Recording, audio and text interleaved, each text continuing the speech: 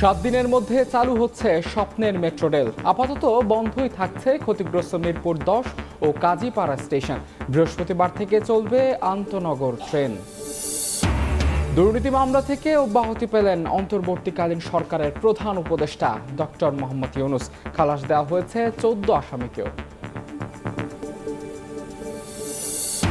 বিচার বিভাগের সংস্কার ও জবাবদিহিতা নিশ্চিতের তাগিদ আইনজীবীদের। প্রধান বিচারপতির সামনে 5 চ্যালেঞ্জ, আস্থা ফেরাতে ব্যবস্থা নেবেন আশা অ্যাটর্নি জেনারেলের।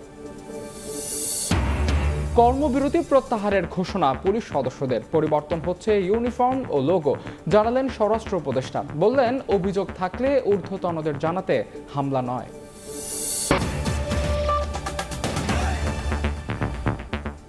সকালের সময় সঙ্গে আছে আমি মাহাদ ইসলাম ধ্রুব। আগামী 7 দিনের মধ্যেই চালু হচ্ছে স্বপ্নের মেট্রো রেল। তবে আপাতত বন্ধই থাকবে ক্ষতিগ্রস্ত মিরপুর 10 ও কাজীপাড়া স্টেশন। রোববার বিকেলে সচিবদের বৈঠকে প্রধান উপদেষ্টা ডক্টর মোহাম্মদ ইউনূস এই নির্দেশ দিয়েছেন বলে জানা গেছে। ডিএমটিসিএল এর সূত্র জানায়, নিরাপত্তা সংক্রান্ত কিছু প্রক্রিয়া শেষ করে যাত্রী নিয়ে মেট্রো রেল আরও আগে চালু হওয়ার সম্ভাবনা রয়েছে। আপাতত নানা দিক পরীক্ষা নিরীক্ষা করে দেখা হচ্ছে। কোটা সংস্কার আন্দোলনের সময় মিরপুর 10 ও কাজীপাড়া স্টেশন ভাঙচুরে ক্ষতিগ্রস্ত হয় মেট্রো চলাচল বন্ধ করা হয়। এদিকে বৃহস্পতিবার থেকে আন্তনগর ট্রেন চলবে বলে জানিয়েছে রেলওয়ে বিভাগ।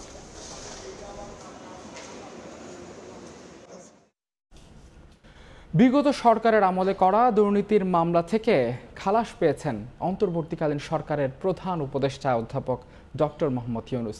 দুদক মামলাটি প্রত্যাহারের আবেদন করলে ঢাকার বিশেষ জজ আদালত 4-এর বিচারক মোহাম্মদ রবিউল আলম এই আদেশ দেন। গ্রামীণ টেলিকমের শ্রমিক কর্মচারীদের কল্যাণ তহবিলের 25 কোটি 22 লাখ টাকা আত্মসাতের অভিযোগে ডক্টর মোহাম্মদ ইউনূস সহ 14 জনের বিরুদ্ধে মামলা করা হয়। এর আগে গত বুধবার ডক্টর ইউনূসকে শ্রম আইন লঙ্ঘন মামলা থেকেও খালাস দেন আদালত।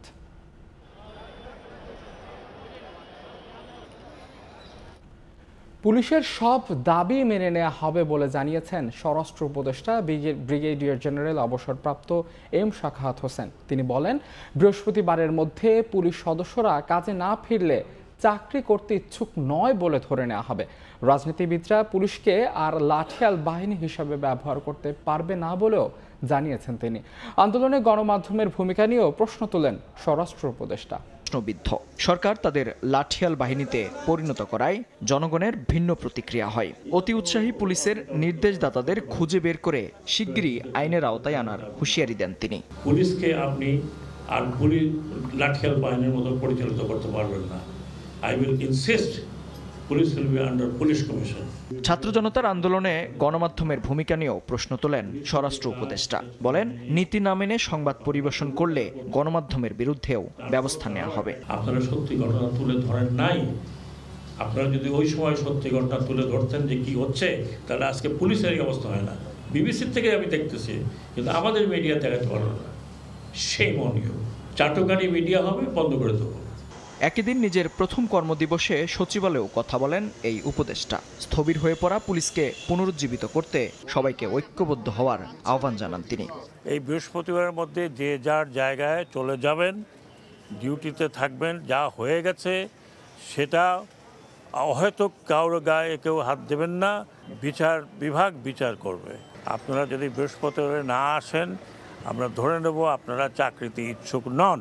দেশের রাজনৈতিক অস্থিরতার জন্য দলগুলোকে দায়ী করে বলেন, শিগগিরই পলিটিক্যাল পার্টি অ্যাক্ট করে রাজনৈতিক দলগুলোকে নিয়ম মানতে বাধ্য করা হবে। বাজার দখল করব, ঘাট দখল করব, এটা দখল করব, চাঁদাবাজি করব, ডোন্ট ডু ইট। আমি অলরেডি কয়েক জায়গায় রিকোয়েস্ট করেছি যে একটা অ্যাক্ট তৈরি করে ড্রাফটটা আমার কাছে দেন। সারা দেশে সংখ্যালঘু সম্প্রদায়ের উপর হামলা নির্যাতনের জন্য দুঃখ প্রকাশ করে সংখ্যাগুরু সম্প্রদায়ের মানুষকে পাশে দাঁড়ানোর আহ্বান জানান স্বরাষ্ট্র উপদেষ্টা। মেহেদী হাসান, সময় সংবাদ, ঢাকা। ভারতের সঙ্গে কূটনৈতিক সম্পর্কের বিষয়ে পররাষ্ট্র উপদেষ্টা বলেছেন, অন্তর্বর্তীকালীন সরকারের চাওয়া নয়াদিল্লি তাদের সঙ্গেও সুসম্পর্ক বজায় রাখবে। রোববার বিকেলে মন্ত্রণালয়ে প্রথমবারের মতো ব্রিফ করেন তৌহিদ হোসেন। তিনি বলেন, বৈষম্য বিরোধী ছাত্র আন্দোলনের সমর্থনে বিক্ষোভ করায় আবু ধাবিতে যাদের কারাদণ্ড দেওয়া হয়েছে তাদের মুক্তির বিষয়ে পদক্ষেপ নেবে সরকার। সম্মতি দিয়েছেন যে উনি নিজে কথা বলবেন তাদের ঊর্ধ্বতন কর্তৃপক্ষের সাথে, অন্ততপক্ষে তাদেরকে যেন মুক্তি দেওয়া হয় কোনো ধরনের কোনো শাস্তি ছাড়া। রোববার পররাষ্ট্র মন্ত্রণালয়ে সাংবাদিকদের প্রথম ব্রিফিংয়ে উপদেষ্টা তৌহিদ হোসেন বলেন, ভারত বাংলাদেশ দুই সরকারের মধ্যে সম্পর্ক ছিল অত্যন্ত ঘনিষ্ঠ, তবে মানুষের সঙ্গে তেমন ছিল কিনা সন্দেহ প্রকাশ করে তিনি বলেন, অন্তর্বর্তীকালীন সরকার দুই দেশের মধ্যে সম্পর্ক জোরদার করতে চায়।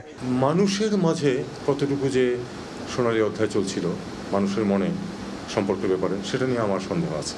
কাজে আমরা চেষ্টা করবো যে আসলে সম্পর্কটা শুধু দুটো দেশের মধ্যে না, দেশের সরকারের মধ্যে না, দুটো দেশের সার্বিক যে অস্তিত্ব তার মধ্যে মানুষ খুব গুরুত্বপূর্ণ।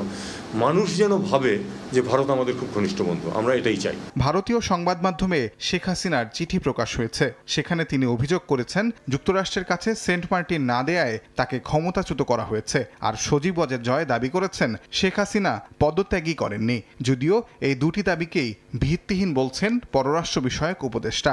তিনি পদত্যাগ করেছেন এবং পদত্যাগপত্র রাষ্ট্রপতির কাছে আছে, এইটুকু তথ্য কনফার্ম করা হয়েছে। আমি শুধু এটুকু বলতে পারি যে আমি এরকম কোনো অঙ্গীকার করিনি। আমার খুব সন্দেহ যে রাস্তার ছাত্ররা এই অঙ্গীকার করেছে গিয়ে আমেরিকার কাছে, খুবই আনলাইক। এদিকে সংখ্যালঘুদের ওপর হামলার ঘটনাগুলো যতটা না ধর্মীয়, তার থেকে বেশি রাজনৈতিক উল্লেখ করে তৌহিদ হোসেন বলেন, অন্তর্বর্তীকালীন সরকার কোনো হামলায় বরদাস্ত করবে না। আগুন লাগিয়ে দেওয়া বা আঘাত করা, এটাকে কোনো অবস্থাতেই মেনে নেওয়া যায় না। তাজওয়ার মাহমিদ, সময় সংবাদ, ঢাকা।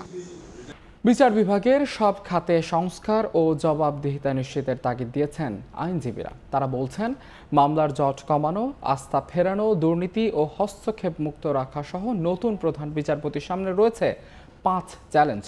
অ্যাটর্নি জেনারেল বলছেন, বিচার বিভাগকে সিন্ডিকেট মুক্ত রাখতে, বিচার প্রার্থীর আস্থা ফেরানো এবং রাজনৈতিক প্রভাব মুক্ত রাখতে সব ধরনের ব্যবস্থা নেবেন নবনিযুক্ত প্রধান বিচারপতি। পদত্যাগ করেন 24তম প্রধান বিচারপতি ওবায়দুল হাসান। পদত্যাগ করেন আপিল বিভাগের আরও 5 জন বিচারপতি। সঙ্গে সঙ্গে সৈয়দ রিফাত আহমেদকে 25তম প্রধান বিচারপতি নিয়োগ দেন রাষ্ট্রপতি। রোববার অনুষ্ঠিত হয় শপথ।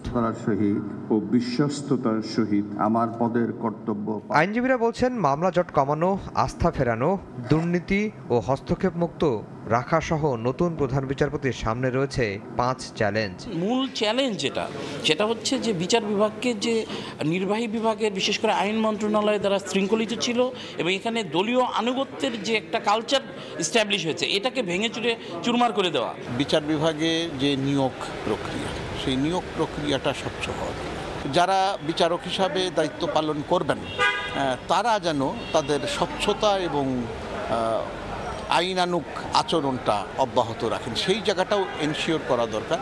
অ্যাটর্নি জেনারেলের আশা, আস্থা ফেরাতে এবং প্রভাবমুক্ত রাখতে বিচার বিভাগকে ঢেলে সাজাবেন প্রধান বিচারপতি। এই পুনর্জন্মকে প্রাতিষ্ঠানিক রূপ দিতে গেলে বাংলাদেশ সুপ্রিম কোর্ট সংবিধানের অভিভাবক, ওনারা এই সংবিধানকে সমুন্নত রাখবেন, রক্ষা করবেন, এই শপথ নেন। সুতরাং ওখানে ওনাদেরকে মানসিকভাবে কনসায়েন্স ডেভেলপ, একটি যৌক্তিক সংস্কার করা, যাতে পরবর্তীতে কোনো স্বৈরাচার তৈরি হতে না পারে। বহুদলীয় গণতন্ত্র যাতে আমরা স্টাবলিশ করতে পারি, এখানে যাতে কোনো একক দলের প্রাধান্য না থাকে, বা একক দলের প্রাধান্য থাকলেও সে যাতে কখনো স্বৈরাচারে রূপান্তর হতে না পারে।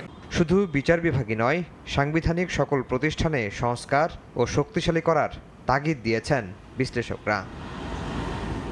আফজার হোসেন, সময় সংবাদ, ঢাকা।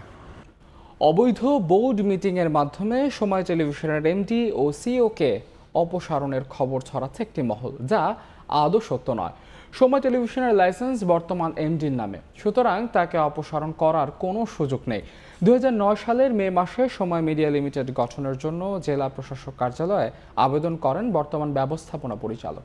সে বছরের সেপ্টেম্বরে মোট 10টি টেলিভিশন চ্যানেল লাইসেন্স পায়। সময় তার মধ্যে একটি লাইসেন্স হয় বর্তমান এমডি আহমেদ জোবায়ের নামে। গঠিত হয় সময় মিডিয়া লিমিটেড নামের একটি কোম্পানি। এক পর্যায়ে প্রতিষ্ঠানটিতে বিনিয়োগকারী হিসেবে যুক্ত হয় দেশের স্বনামখ্যাত শিল্প গ্রুপ সিটি গ্রুপ। লগ্নিকারক হিসেবে তারা বি গ্রুপের শেয়ার হোল্ডার, আর উদ্যোক্তা হিসেবে আহমেদ জোবায়ের ও অন্যান্যরা এ গ্রুপের শেয়ার হোল্ডার। এই গ্রুপ ও বি গ্রুপের যৌথ স্বাক্ষরে সকল ব্যাংক হিসাব পরিচালিত হয়। কিন্তু বর্তমান প্রেক্ষাপটে এমডির উপস্থিতি এবং অবহিত করা ছাড়াই একটি বোর্ড মিটিং ডেকে আহমেদ জোবায়েরকে অপসারণের খবর ছড়িয়ে দেওয়া হয়, যেটিকে অবৈধ মনে করছে সময় মিডিয়া লিমিটেডের কর্তৃপক্ষ। বিষয়টি একজন উপদেষ্টার নজরে আনা হলে তিনি জানান, বর্তমান অন্তর্বর্তী সরকারের আমলে চর দখলের মতো কোনো জবরদস্তিমূলক কাজ করা যাবে না। 2-1 দিনের মধ্যে সরকারের সব কার্যক্রম স্বাভাবিক ও আরও গতিশীল হলে এসব জবরদখল চেষ্টার বিরুদ্ধে কঠোর ব্যবস্থা নেওয়া হবে বলেও জানান উপদেষ্টা। এদিকে আদালত খোলা মাত্রই কোম্পানির এই গ্রুপ আইনি পদক্ষেপে যাবে।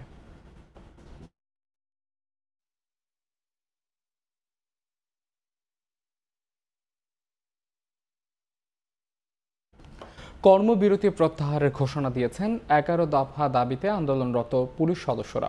স্বরাষ্ট্র মন্ত্রণালয়ে রোববার বিকেলে অন্তর্বর্তীকালীন সরকারের স্বরাষ্ট্র উপদেষ্টা ব্রিগেডিয়ার জেনারেল অবসরপ্রাপ্ত এম সাখাওয়াত হোসেনের সঙ্গে বৈঠকের পর এ সিদ্ধান্ত জানানো হয়। সেই বৈঠকে পুলিশের ইউনিফর্ম ও লোগোয় পরিবর্তন আনারও সিদ্ধান্ত হয়।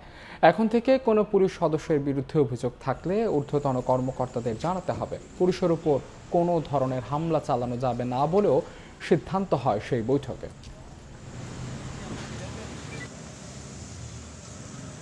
পুলিশকে যেভাবে ইউজ করা হয়েছে, পুলিশের যতখানি না দোষ, তার সাথে বেশি দোষ হলো যারা কমান্ড দিয়েছে যেটা করো পলিটিক্যাল লেভেলে। পুলিশের গায়ে হাত দেবেন না। যদি আপনার কমপ্লেন থাকে তো ওনাদের কাছে বলবেন।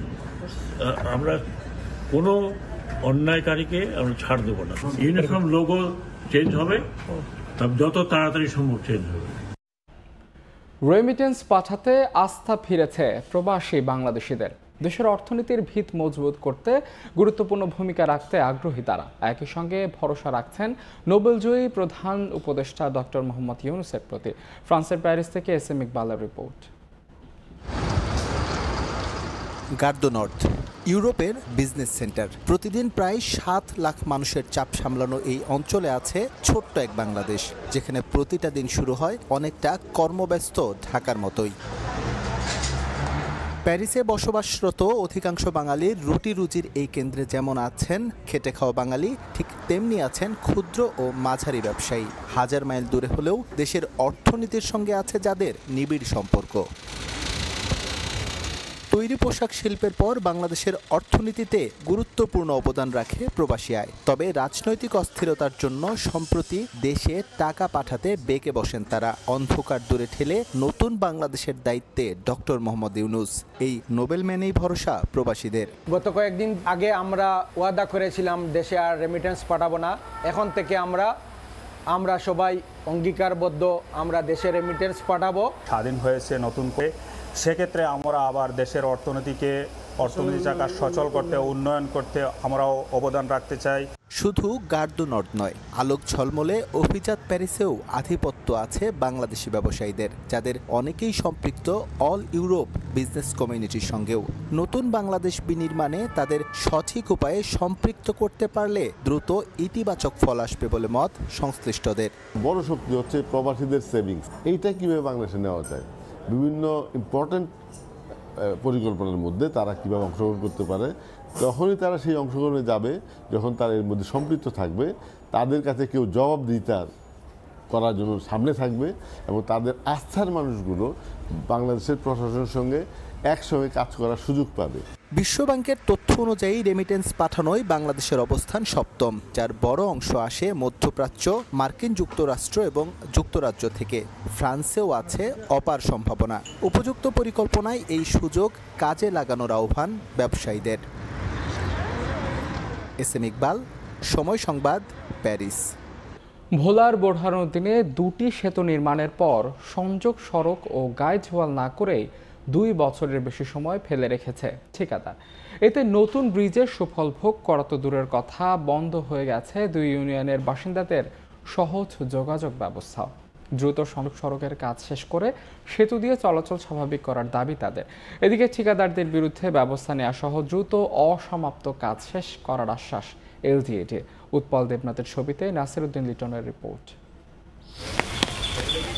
ঠায় দাঁড়িয়ে ব্রিজ, অথচ নেই সংযোগ সড়ক, এমনকি গাইডওয়াল না করেই ফেলে রাখা হয়েছে দীর্ঘদিন। চরম ঝুঁকিতে চলাচলকারীরা।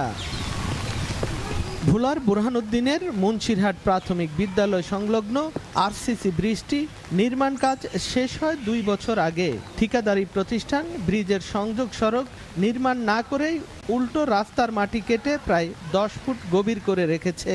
সামান্য বৃষ্টি ও জোয়ারের পানিতে যা তলিয়ে যায়।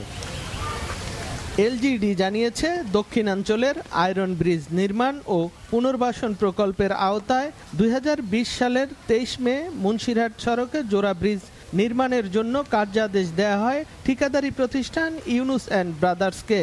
চুক্তি অনুযায়ী প্রায় 3,72 লাখ টাকায় 15 মিটার দৈর্ঘ্য, 5.5 মিটার প্রস্থের ও 22 মিটার দৈর্ঘ্য ও 5.5 মিটার প্রস্থের দুইটি ব্রিজ, 165 মিটার সংযোগ সড়ক ও গাইডওয়াল নির্মাণ করার কথা। 2021 সালের মে মাসের মধ্যে পুরো কাজ শেষ করে সড়কটি মানুষের চলাচলের জন্য উন্মুক্ত করার কথা ছিল, কিন্তু নির্ধারিত সময়ের অনেক পরে ব্রিজ নির্মাণের কাজ শেষ হলেও সংযোগ সড়ক ও গাইডওয়াল নির্মাণ না করে ফেলে রাখা হয়েছে। এতে যানবাহনের পাশাপাশি সাধারণ মানুষের চলাচলও প্রায় বন্ধ রয়েছে দীর্ঘদিন ধরে। উঠানামা করতে গিয়ে প্রতিনিয়ত আহত হচ্ছেন নারী, শিশু ও বয়স্করা। ব্রিজের গোড়া থেকে মাটি কেটে ব্রিজের গোড়া থালিয়ে তুইছে, মানুষ আইতেও পারে না, চলতেও পারে না। বৃষ্টি আইলে একদম পুরা পানি জমে থাকে এখানে। ঠিকাদারের গাফিলতির কারণেই মানুষের এমন ভোগান্তির কথা স্বীকার করে তার বিরুদ্ধে ব্যবস্থা নেয়া ও অসমাপ্ত কাজ দ্রুত শেষ করার আশ্বাস দিয়েছে এলজিইডি। আমরা এটার ব্যাপারে ঠিকাদারকে বারংবার চিঠি দিয়েছি, তাকে সতর্ক করেছি। ঠিকাদার আমাদেরকে অঙ্গীকার করেছেন উনি খুব অল্প সময়ের ভিতরেই কাজটা সম্পন্ন করে দিবেন। অসমাপ্ত ব্রিজ দুটি দিয়ে প্রতিদিন টকবি ও হাসাননগর ইউনিয়নের 30,000 মানুষ চলাচল করে। নাসির উদ্দিন লিটন, সময় সংবাদ, ভোলা। এবারে জাতীয় স্মৃতিসৌধে মহান মুক্তিযুদ্ধের শহীদদের প্রতি শ্রদ্ধা জানিয়েছেন নবনিযুক্ত প্রধান বিচারপতি সৈয়দ রেফাত আহমেদ। সকাল 7টায় স্মৃতিসৌধের শহীদ বেদিতে ফুল দিয়ে শ্রদ্ধা জানান তিনি। এ সময় তার সঙ্গে ছিলেন হাইকোর্ট ও আপিল বিভাগের বিচারপতিরা। পরে স্মৃতিসৌধের পরিদর্শন বইয়ে স্বাক্ষর করেন প্রধান বিচারপতি সৈয়দ রেফাত আহমেদ। 7:15টার দিকে জাতীয় স্মৃতিসৌধ এলাকা ত্যাগ করে বিচারপতির গাড়িবহর। এর আগে গতকাল রোববার দুপুর 1:15টার দিকে বঙ্গভবনের দরবার হলে দেশের 25তম প্রধান বিচারপতি হিসেবে শপথ পাঠ করেন সৈয়দ রেফাত আহমেদ।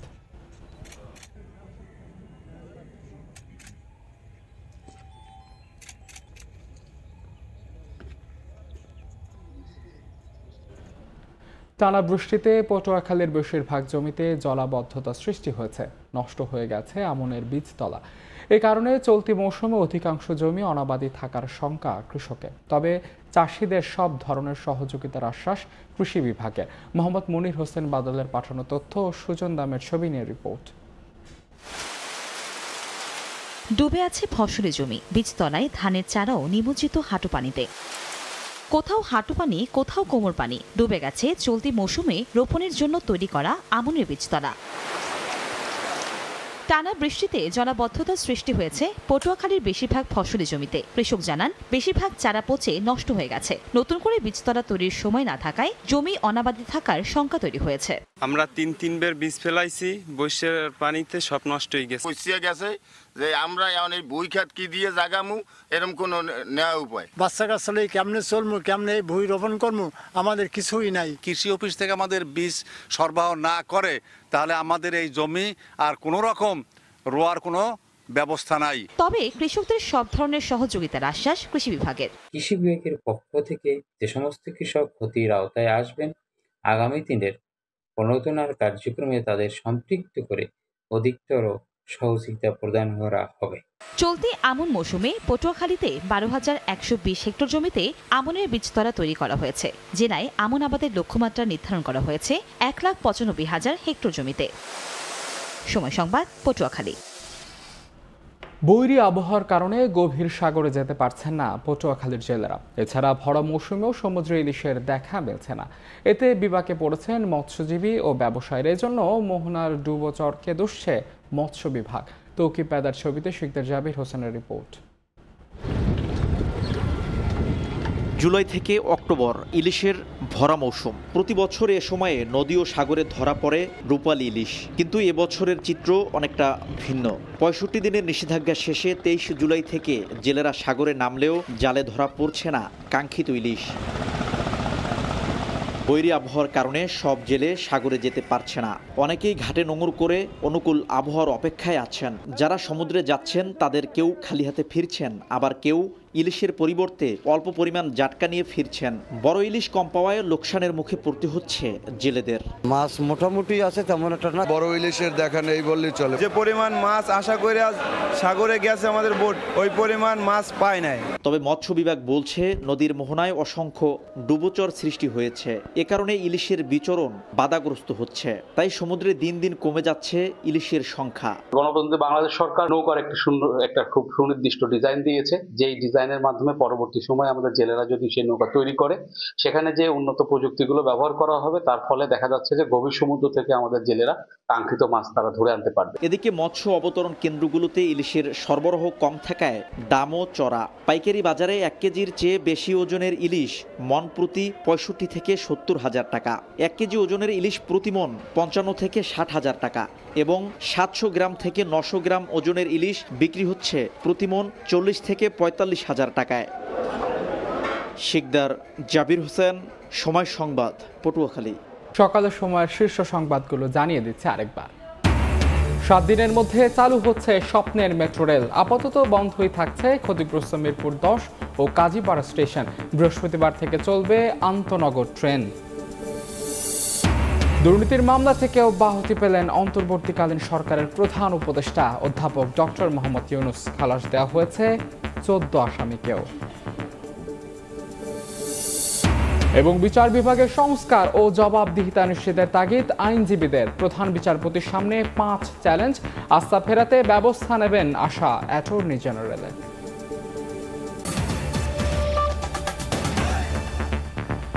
এই ছিল সকালের সময়। সঙ্গে থাকুন সময়।